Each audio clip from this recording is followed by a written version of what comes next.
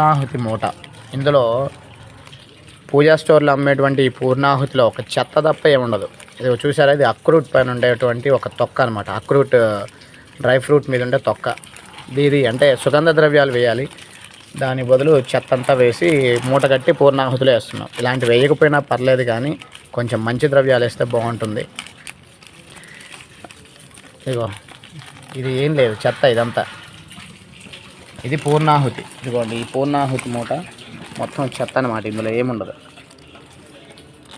ఈ చెత్తని మనం అగ్నిహోత్రుడికి అంటే బాగా ద్రవ్యంతో హోమం చేసుకొని మంచిగా హవిస్సు వేసి, ధాన్యం వేసి, నెయ్యి వేసి హోమం చేసి తర్వాత ఈ చెత్త అంతా పూర్ణాహుతి అని చెప్పి ఇందులో మూట వేస్తున్నాం.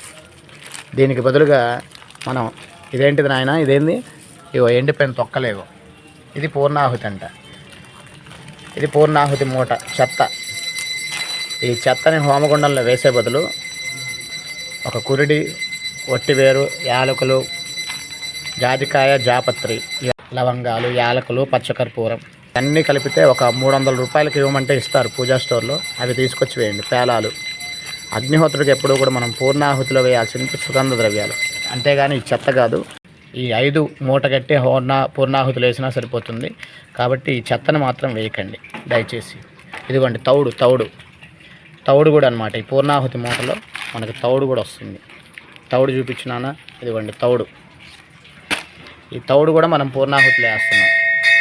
ఈ పూర్ణాహుతి మూటలో ఈ చెత్తని ఎవరు కొనొద్దు, వేయొద్దు. శ్రీమాత్రే నమః.